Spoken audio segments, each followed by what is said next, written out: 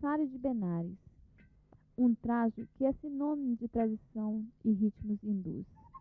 As mulheres vestem-no em virtualmente todas as ocasiões de religiões e sociais.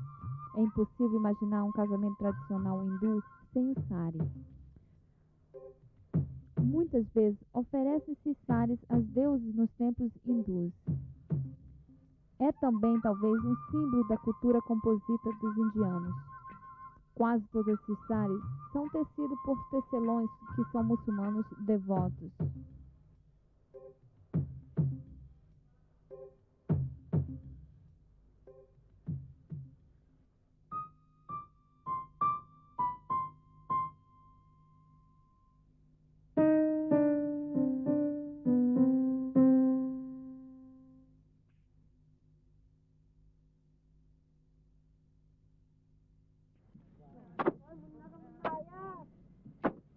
O pluralismo da Índia é uma herança histórica que é um aspecto muito valorizado pelos líderes do movimento pela independência. Estes líderes afirmam que o pluralismo indiano é a parte integral da nação. A lógica dominante deste pluralismo é a aceitação da coexistência em vez de confrontação.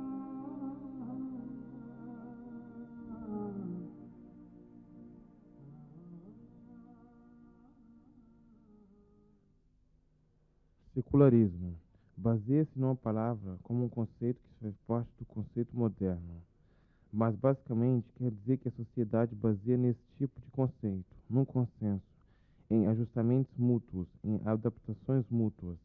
Assim, o secularismo é uma ideia adotada por pessoas cientes do fato que essa sociedade se baseia e funciona precisamente devido à nossa rede intercomunitária.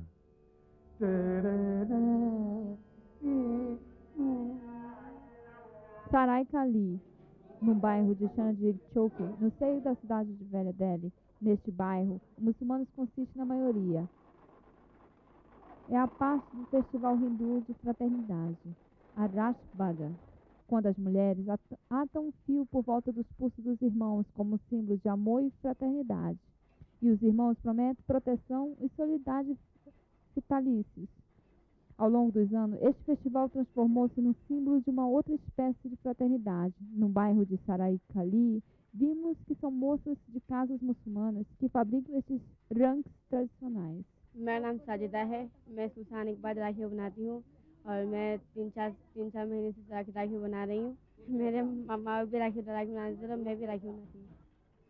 Mais tarde, esses racks serão vendidos às mulheres hindus por comerciantes hindus para um festival hindu. Para essas moças das ruelas do bairro de Chandigarh, isso não é uma novidade. Todavia, pelos cientistas sociais, este fenômeno é ainda mais uma prova da cultura composta e da comunidade de cultura da Índia.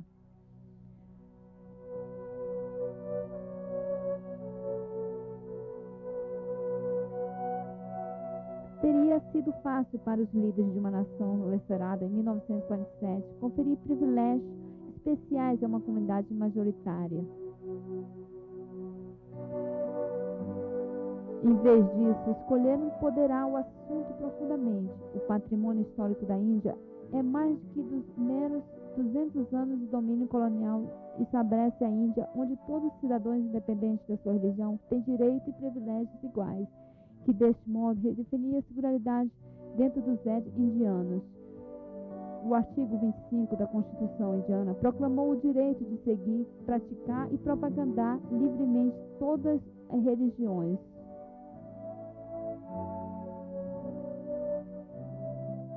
É importante destacar e enfatizar a decisão da Assembleia Constituinte e proclamar a Índia uma república democrática. Num certo sentido, a Assembleia podia ter proclamado uma posição alternativa, podia ter atingido diferentemente, mas não fez. Dessa maneira, na verdade, a Assembleia buscou um novo projeto.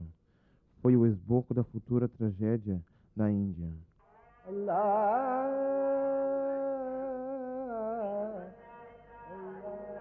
50 anos depois da independência, a Índia é um país de 120 milhões de muçulmanos, a segunda maior concentração de muçulmanos no mundo. Há também 27 milhões de cristãos e 20 milhões de sikhs, além dos 850 milhões de hindus.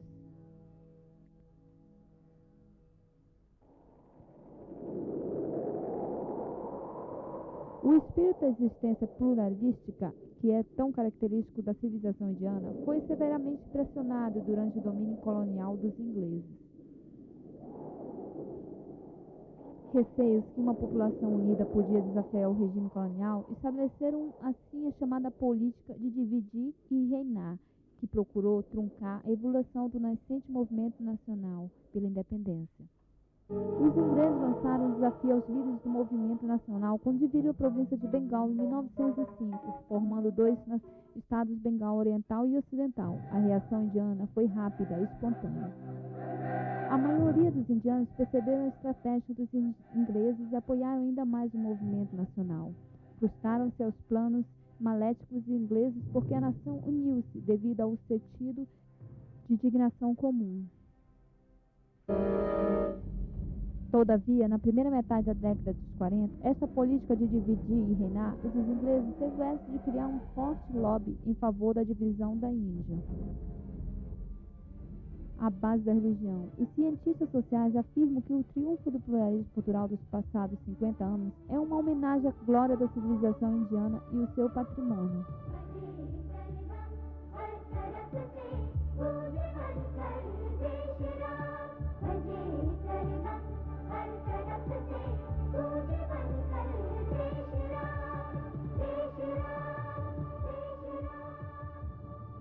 Depois da partição da Índia, o Paquistão continuou a ser um país predominado por muçulmanos, é quase exclusivamente muçulmano. A Índia continuou a apostar no secularismo por várias razões, entre as quais talvez o fato que a realidade política e a realidade demográfica continuavam a ser como antes. A maioria do povo indiano não era muçulmano, mas havia uma grande parte deles. Na verdade, temos a maior parte dos muçulmanos do mundo, depois da Indonésia. Assim, as circunstâncias eram as mesmas como antes. Como consequência, a política também. Era a mesma situação cultural e histórica de antes, em 1947, e por isso a liderança indiana manteve seu compromisso com o secularismo, também depois da partição da Índia. Há exemplos de secularismo por todo o país, como, por exemplo, a cidade de Fatehpur Sikri, nos arredores de Agra, construída há quase 500 anos por um dos maiores e gloriosos monarcas da história indiana. Quando Akbar, grande imperador mongol, decidiu construir sua magnífica capital ao redor do santuário do santo sufista Salim Krishan, ele decretou que todos os seus elementos da cidade, desde as torres das fortalezas e as abobadas das portas, até a decoração de todos os palácios, enfim, virtualmente toda a construção, prestava homenagem à sociedade pluralística que constava o seu vasto império. O imperador mongol foi ainda mais longe numa tentativa de integrar, harmonizar os seus sujeitos de várias religiões quando estabeleceu uma nova ordem religiosa, o Dinar Ilahi, que incorporou elementos de ambos hinduísmo e islã, tal como outras religiões do mundo, professava seu orgulho universal. O êxito de Akbar deveu-se essencialmente ao fato que ele não era fundamentalista. Era disposto a ver bem em outras religiões e o elemento ético e moral de outras filosofias e religiões. Interagia com várias religiões, educou-se sobre o conceito religioso de diversas fés. Pensava muito nisso e acabou por encontrar uma semelhança entre as maiorias das religiões. E por isso teve a inspiração de criar Dim Elai. A cidade de Benares na década dos 90 é hora de orações. Orar no templo sagrado da cidade de Kashmir. O ar ressona com música das conchas e tintina dos símbolos, acompanhado pela música do Sherhai. O músico que toca em Sherhai vive num prédio em frente do grande templo. Tal como em muitos sítios de orações em todo o mundo, a entrada do templo de pessoas que não são hindus é restrita. Todavia, este músico é muçulmano. Tradicionalmente, os músicos que tocam e acompanham de Sherhai das orações nesse templo são muçulmanos. O templo original, construído pela rainha hindu Randi Ari Bai Rokha, era mais austero. Foi o Maharaj Ranjit Singh, um rei guerreiro que profetava a região Sikh, que revestiu os templos de ouro.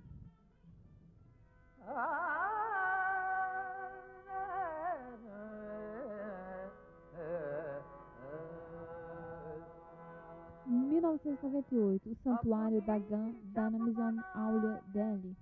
O santo Hazar Nizamuddin era o santo sufista que viveu no século XV. O sufista evoluiu dentro da religião islâmica na época medieval e destacava-se pela sua profunda crença no humanismo.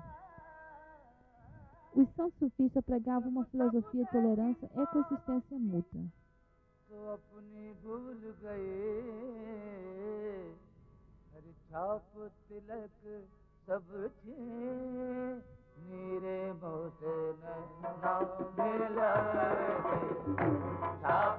Hoje em dia, encontram-se numerosos santuários sufistas espalhados por todo o país. São lugares onde todos os hindus como os muçulmanos congregam para rezar, um espaço de oração comum para todos.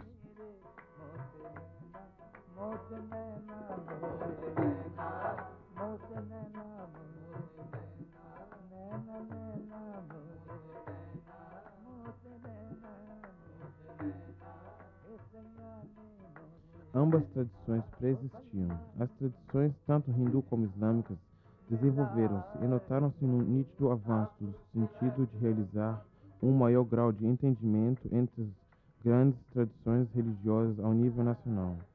Uma vasta gama de grupos religiosos interagiram uns com os outros ao nível local, sem constituir uma ameaça à religião dos outros.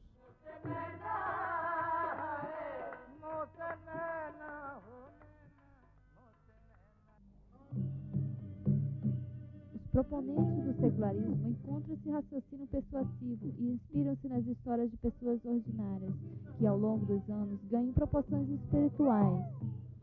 Uma dessas pessoas era o santo conhecido por Kabir.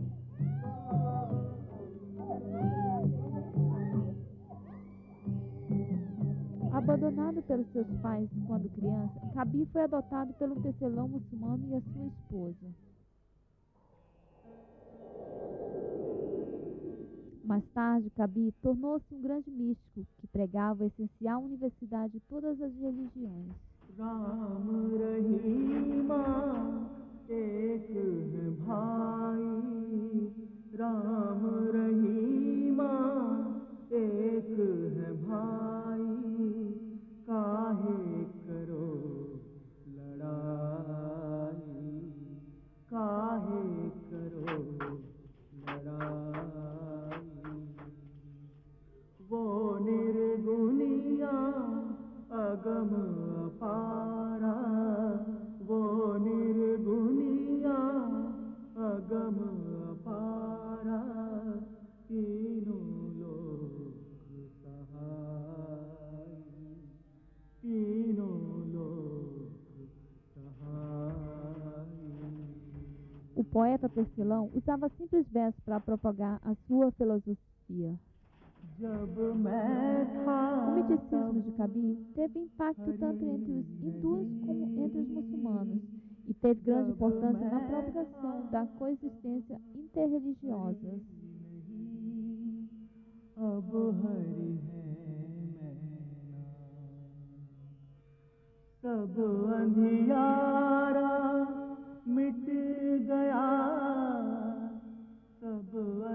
Até hoje, os versos do tecelão têm grande popularidade entre indianos de todas as religiões e raças. O fundador da religião Sikh, o Guru Nanak, viveu na mesma época que era um grande iluminador da filosofia deste poeta. O texto sagrado dos Sikhs, o Guru Granth Sahib, contém mais de 11.000 poemas de Kabir.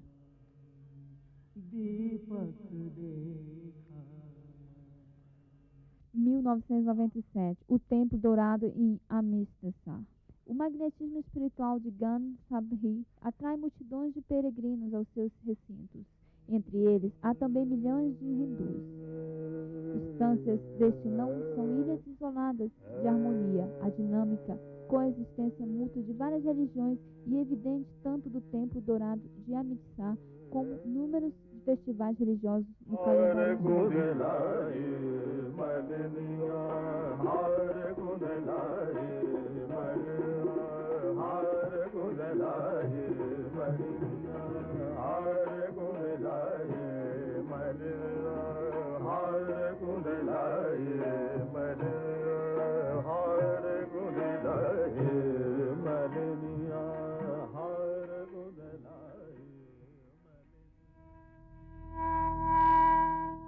Em 1996, Tabu, uma pequena vila ocultada nas montanhas de Himachal Pradesh, festejou 1000 anos na sua existência gloriosa.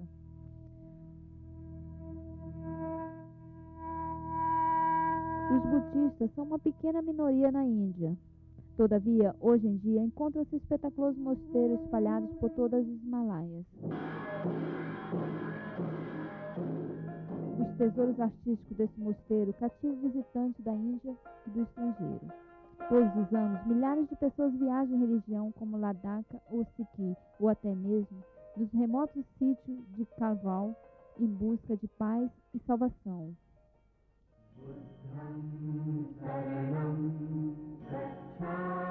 O Buda nasceu nessa região há 6.000 anos e pegou seus princípios de coexistência pacífica. Hoje em dia, há monumentos em grandes santos espalhados por todo o mundo, como Sarnath. Saranam Gacchami. Dhammam Saranam. As parábolas de Buda e os seus discípulos constituem um componente integral da educação inicial das crianças indianas. Hoje em dia, fazem parte do nosso folclore compósito.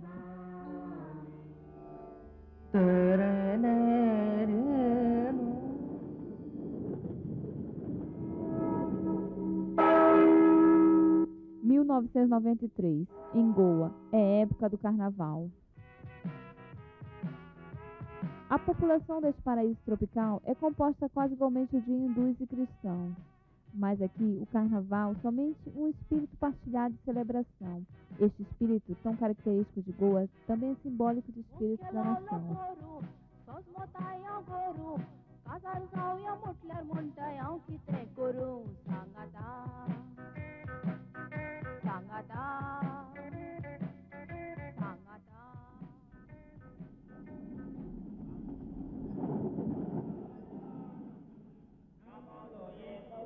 Em 1993, os festivais de Chilaim em Karnataka, um estado do sul da Índia, é uma última cerimônia desse século em homenagem ao deus Bahubali. Milhares de jornalistas de todas as partes do país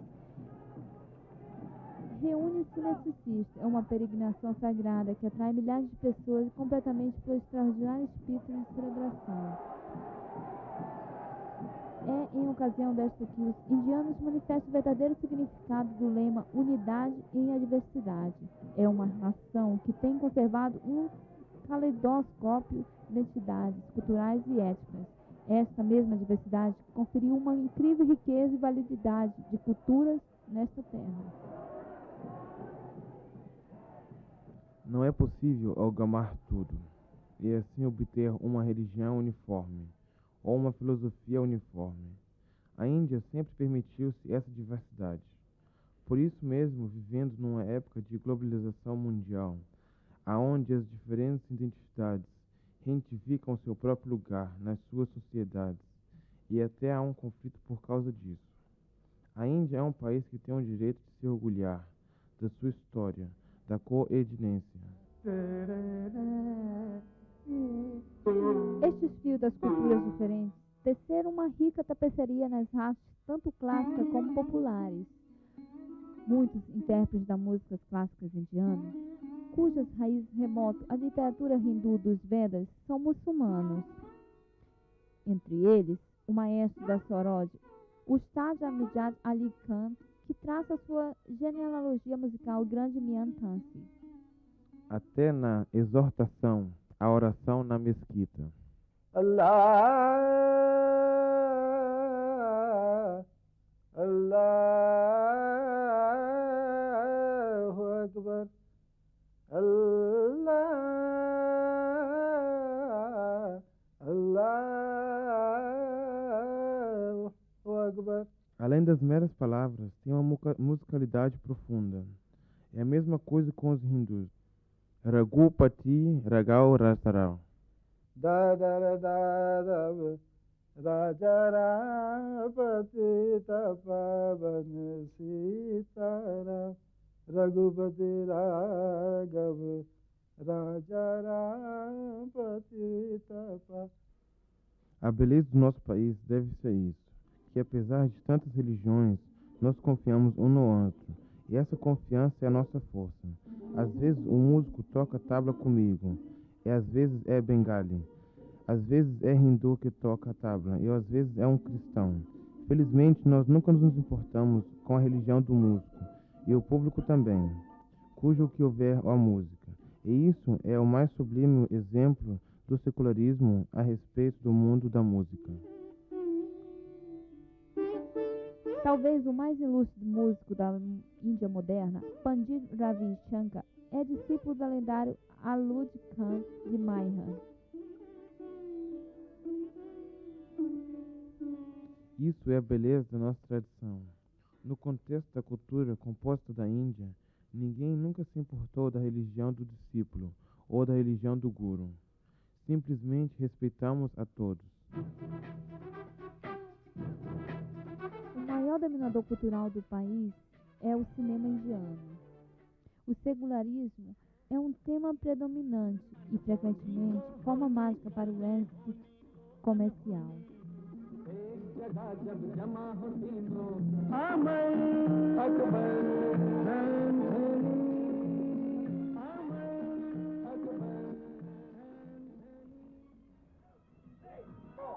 Desde o início, a própria indústria cinematográfica é um exemplo da cultura composta da Índia, com numerosas pessoas de diferentes religiões trabalhando lado a lado. Algumas delas são ícones nacionais independentemente das suas crenças.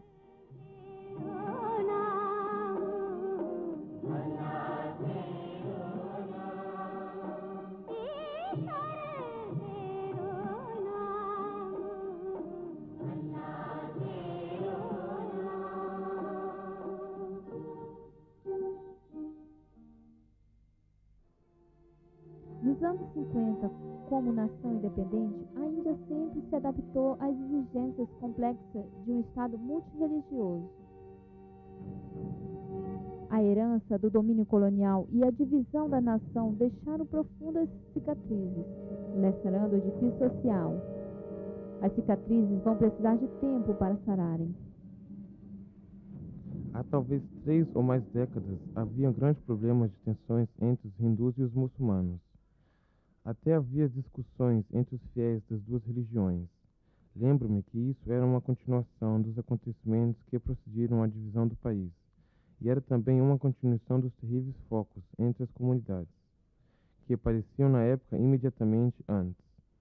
Durante as imediatas discussões da partição da Índia, felizmente, ao longo do tempo, esse problema diminuiu. De vez em quando, as tensões entre as duas comunidades ainda manifestam. O povo indiano está enfrentando o desafio fundamentalismo e unindo este lugar contra a praga dos fanáticos religiosos. O povo indiano percebeu que a solução aos problemas que aflige uma democracia é introduzir ainda mais democracia. É devido a este poder eleitoral que quase 1 milhão de indianos consegue manter o equilíbrio. A história recente demonstrou a futilidade de uma visão limitada de poder. Nesse processo, as pessoas estão percebendo que as forças coercivas que unem a nação indiana são muito mais potentes e complexas que simples retórica dos fantoches religiosos.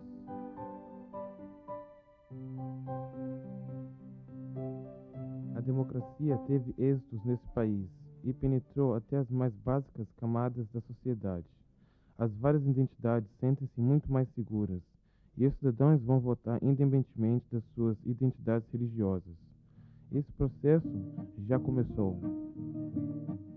Estamos assistindo à emergência de uma nova identidade composta em todas as religiões, todas as zonas linguísticas, todos os grupos profissionais e todas as classes da sociedade. Isso deve-se a um maciço processo de transformação social, econômica, está mudando profundamente a Índia.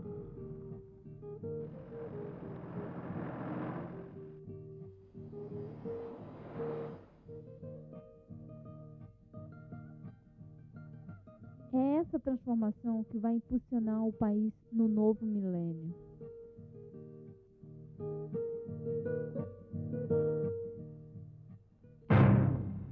Vande Mataram, Vande Mataram, Vande Mataram, Vande Mataram. Sujalam Sufalam Maleti Shitalam Shastra Shamalam Mataram Vande. Sujalam Sufalam Maleti Shitalam Shastra Shamalam Mataram Vande.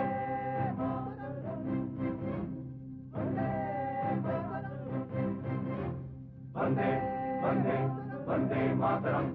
Vande, Vande, Vande Mataram.